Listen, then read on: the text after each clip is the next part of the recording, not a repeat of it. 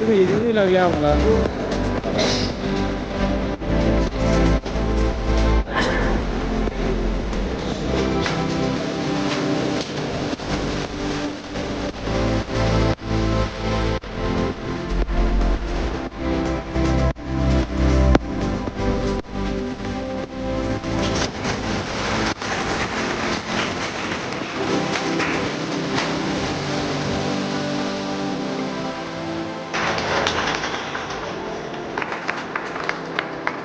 यानंतर आजच्या या आपला तर यामुळे आपल्याला एक अशा पद्धतीने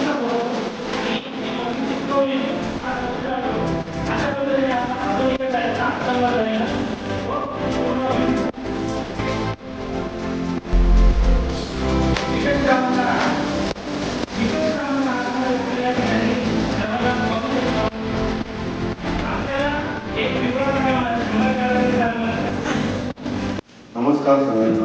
आपला एक विषय आहे तुम्ही घेणार आहे सगळ्यात आपल्या सगळ्यांना तो माहिती आहे. मुख्यमंत्री माझी शाळा सुंदर शाळा आणि यापूर्वीचे 2 टप्पे आपण राबवलेले आहेत आणि आता हा तिसरा टप्पा आहे. थोडा बदल यामध्ये झालेला आहे. आता पूर्वी कसं होतं की आपल्याला काहीच माहित नव्हतं. पहिला टप्पा आला त्यावेळेस आपल्याला काही माहिती नव्हती की नेमकं करायचं काय. रजिस्ट्रेशन करून टाकले आपण आणि असं वाटलं काम करायला संधीच भेटली नाही. दुसऱ्या टप्प्याचं तसंच झालं. परंतु हा GR येऊन मला असं वाटतं ऑक्टोबर मध्ये हा GR आलेला आहे आणि हा फेब्रुवारी पर्यंत चालणार आहे. म्हणजे याचा अर्थ काय होतो की आपल्याला त्यांनी आता या टप्प्यामध्ये काम करायला संधी दिलेली आहे. काम करण्यासाठी संधी दिलेली आहे की हे GR वाचायचा आणि त्याप्रमाणे आपल्याला शाळेवरती काम करायचं आणि त्याचं मूल्यांकन जे आहे ते मला असं वाटतं आता जानेवारीमध्ये होईल. परंतु काम करण्यासाठी आपल्याला संधी आहे. फक्त आता रजिस्ट्रेशन आपल्याला त्याचं लवकरात लवकर करायचं आहे. काही बांधवांनी रजिस्ट्रेशन केलंय. 4-2 लोकांनी शाळा फायनलाइज केल्या असतील. परंतु तातडीनं आपल्याला त्याचं रजिस्ट्रेशन करून ठेवायचं आहे सुरुवातीला आणि मग शाळा नंतर फायनल केली जसं काम झालं तसं तरी चालेल समजा. परंतु या विषयाकडे गांभीर्यानं पाहणं गरजेचं आहे. याच्यावरती माननीय शिक्षण मंत्री यांनी एक बैठक घेऊन या विषयावरती मार्गदर्शन केलेलं आहे. म्हणजे शासनाचा सुद्धा याकडे पाहण्याचा दृष्टिकोन फोकस या विषयावरती आहे. त्याच्यामुळे या विषयामध्ये आपल्याला मागे पुढे करून चालणार नाही. तर आपल्याला गांभीर्यानं हा विषय आपल्याला घ्यावा लागेल आणि तसलं कामही आपल्याला शाळेवरती करावं लागणार आहे. परंतु आपण आता पहिला जो विषय आहे या मीटिंगच्या संदर्भातला तो पहिला विषय आहे माझी शाळा सुंदर शाळा टप्पा क्रमांक 3 आपण घेऊया. महाराष्ट्र शासनाचा GR आहे 16 ऑक्टोबर 2025. GR आहे 16 ऑक्टोबर 2025. 16 ऑक्टोबर 2025 चा हा शासन निर्णय आहे आणि या शासन निर्णयामुळे आपण मुख्यमंत्री माझी शाळा सुंदर शाळा टप्पा क्रमांक 3 राज्यातील सर्व माध्यमाच्या सर्व व्यवस्थापनाच्या 1ली ते 12वी वर्गात शिकणाऱ्या जे आहेत माध्यमिक उच्च माध्यमिक आणि प्राथमिक माध्यमिक आणि उच्च माध्यमिक या शाळांमधून हे अभियान आपण राबवतो आहोत.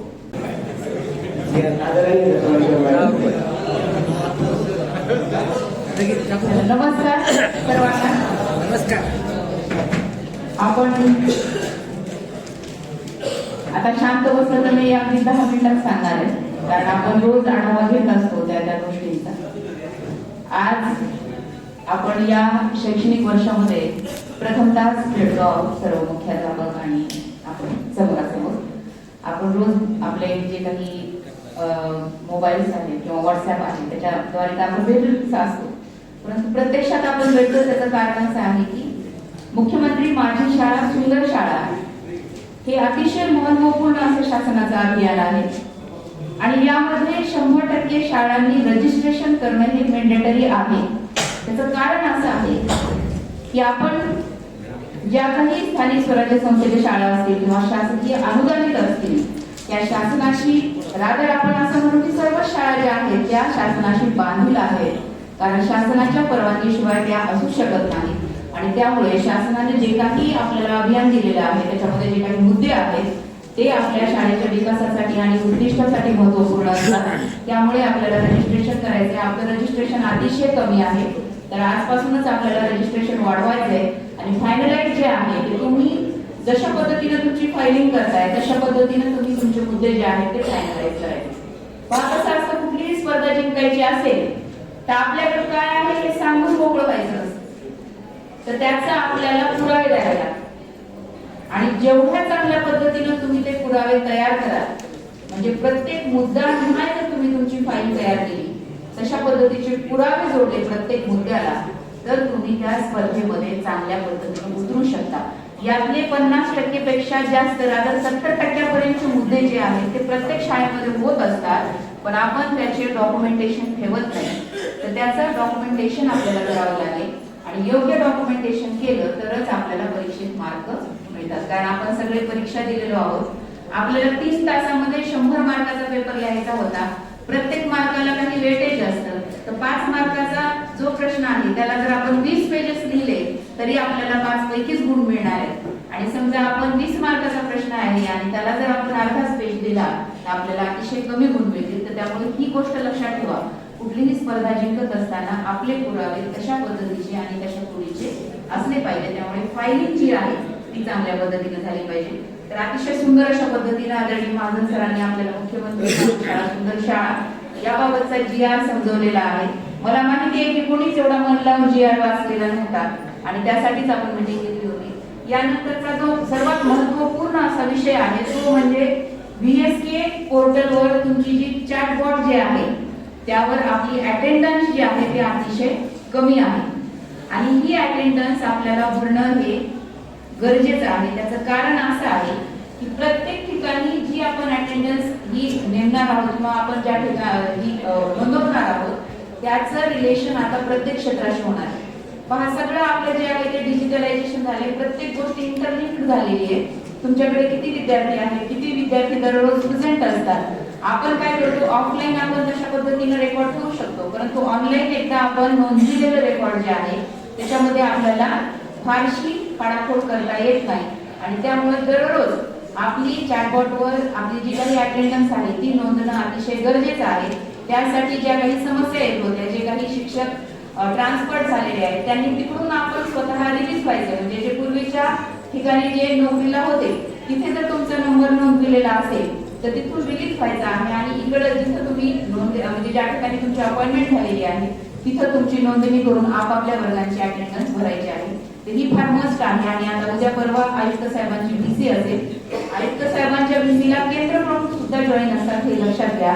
त्यामुळे ही बाब किती महत्वाची आहे ती लक्षात घ्या, कारण याचा संबंध पुन्हा आपला शालेय पोषण आहाराशी होणार आहे. शालेय पोषण आहाराचं दुसरं जे महत्वाचं काम आहे ते म्हणजे दररोज आपल्याला MDM पोर्टलवर आपली नोंदणी होणं हे गरजेचं आहे. दररोज 4 वाजेपर्यंत प्रत्येक शाळांनी आपल्या MDM पोर्टलवर जी काही नोंदणी आहे ती कंप्लीट करायची.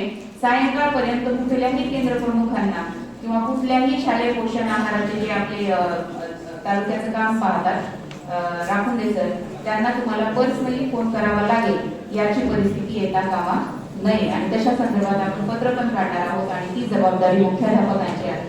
त्यानंतरची जी बाब आहे ती म्हणजे MLU.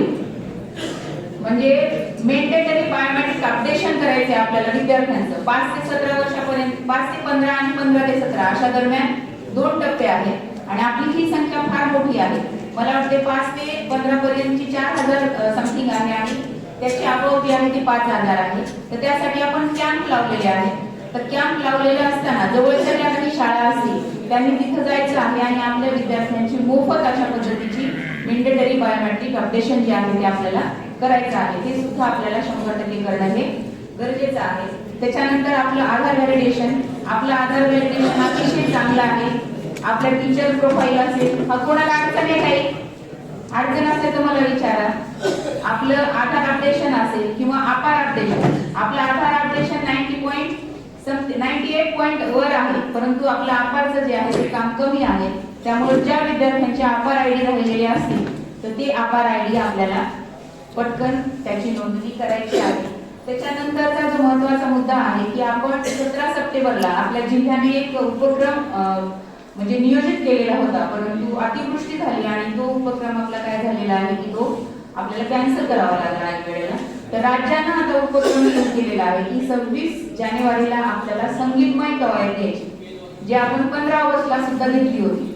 तर त्याच्यासाठीची जी काही पूर्वतयारी आहे ती पूर्वतयारी आपल्याला करून घ्यायची. प्रत्येक मुख्याध्यापकांनी शनिवार असेल तर जेव्हा आपण विटीचा वगैरे क्लास असतो किंवा त्याच्यासाठी वेळ दिलेला असतो तर तेव्हा चांगल्या पद्धतीने मुलांची कवायतीची जी काही तयारी आहे ती आपल्याला करून घ्यायची आहे.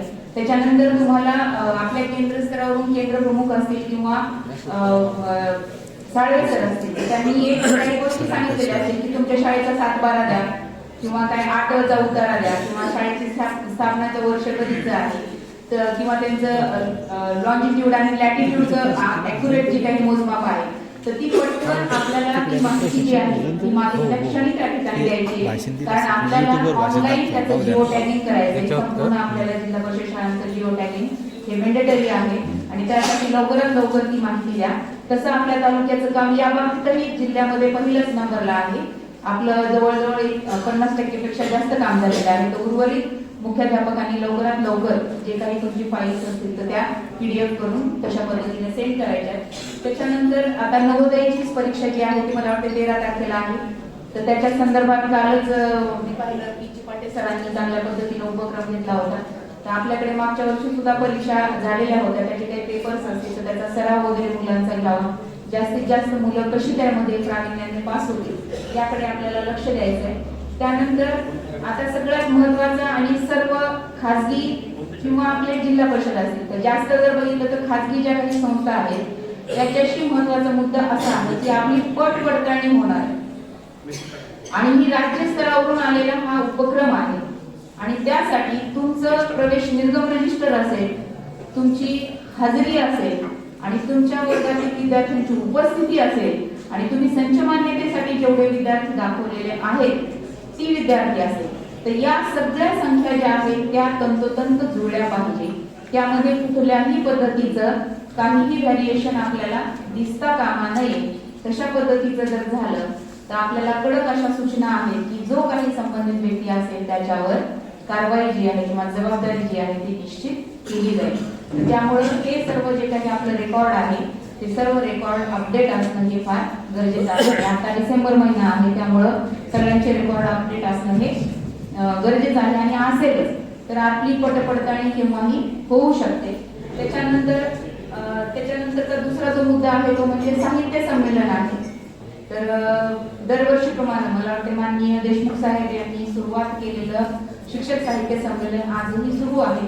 माननीय शिक्षणाधिकारी माध्यमिक अश्विनी लाटकर मॅडम या सुद्धा मागच्या वर्षीपासून ते सातत्यानं कंटिन्यू करत आहेत. तर या वर्षी सुद्धा ते कंटिन्यू होत आहे. तर त्यासाठी लागणारे जे काही आपले साहित्यिक शिक्षक आहेत, कवी असतील किंवा काही कथा असतील, त्यांच्या कादंबऱ्या असतील तर त्याच्याशी जे काही साहित्य लागणार आहे तर त्याच्यासाठी मुदतवाढ दिलेली आहे 20 तारखेपर्यंत.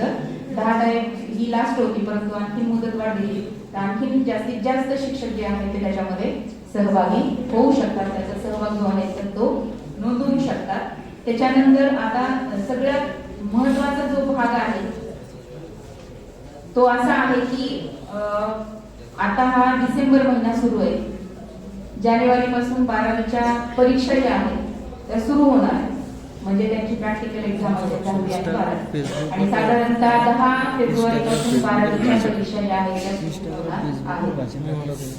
तर आता आपण असं म्हणू नये की आपण जसं म्हणतो की शिक्षणामध्ये किंवा शैक्षणिक गुणवत्तेत आपला तालुका पहिलाच आहे, त्याच्यानंतर डिजिटल जे काही काम असेल, ऑनलाईन जे काही काम असेल त्याच्यामध्येही आपण पहिलेच आहोत, आणि गुन्हे नोंदवायच्या बाबतीतही आपला तालुका पहिला आहे. तर त्याच्यामुळं माझी सगळ्यांना या ठिकाणी आदेशपर अशा पद्धतीची विनंती सुद्धा आहे की सर्वांनी ज्या ज्या ठिकाणी आपल्याकडे सेंटर असतील त्या ठिकाणी परीक्षा ज्या आहेत त्या कॉपी मुक्तच झाल्या पाहिजेत याची काटेकोर पालन करावे. कारण कुणावरही तशा पद्धतीचे म्हणजे आता इथून पुढे आपल्याकडे तशा पद्धतीची परिस्थिती ओढावू नये याची खबरदारी माझ्यासहित आपल्या सगळ्यांना घ्यायची आहे. तर त्यामुळे आपण जे शिक्षक अपॉइंट करतोय त्या शिक्षकांची सुद्धा चांगल्या पद्धतीची शहानिशा झाली पाहिजे, त्यांचे आय कार्ड घेतले पाहिजे, त्यांचे आयडीज वगैरे जे आहेत ते घेतले पाहिजे. कारण केंद्र संचालकांची ती जबाबदारी असते. विद्यार्थी संख्येनुसार त्यांना बसण्याची व्यवस्था झाली पाहिजे, आणि कुठल्याही पद्धतीचा गैरव्यवहार जो आहे तो आपल्या त्या सेंटरवर होणार नाही याची काळजी आपल्याला घ्यायची आहे. कारण कसं असतं, आपण सगळे या ठिकाणी आपण आपलेच असतो, परंतु तो क्षण आला की प्रत्येक जण वेगळा असतो हे लक्षात घ्या. आणि आपल्यालाच आपल्या गोष्टी ज्या आहेत त्या फेस करायच्या असतात. तर सगळ्यांनी आपण एक जबाबदार आहोत. केंद्र संचालक जबाबदार असतात, पर्यवेक्षक जबाबदार असतात, त्या ठिकाणी असलेली सर्व यंत्रणा सुद्धा जबाबदार असते, तालुका स्तरावर आम्ही सर्व जबाबदार असतो, शिक्षक सुद्धा जबाबदार असतात. तर आपण आपल्या ज्या काही जबाबदाऱ्या आहेत त्या पूर्णतः पार पाडायच्या नाही. कुठलाही गैरप्रकार फुलंब्री तालुक्यात पुढे होऊ नये अशा पद्धतीची मी जी आहे ती या ठिकाणी अपेक्षा बाळगते, आणि सगळ्यांनी तशा पद्धतीनं त्याचं पालन करावं. मुख्यमंत्री शाळा सुंदर शाळा याबाबत एक कार्यशाळा घेण्यात आली. या कार्यशाळेचं सखोल असं मार्गदर्शन आदरणीय महाजन सरांनी आपल्या सर्वांना केलेलं आहे. त्याप्रमाणे आपण जे काम करणार आहोत त्याचप्रमाणे आदरणीय दसवाडीकर मॅडम यांनी आपले जे काही मुद्दे घेतलेले आणि ते आपल्याला ते मुद्दे पूर्ण करायचे आहेत, त्यांनी सुद्धा आपल्याला असं सखोल मार्गदर्शन केलेलं आहे.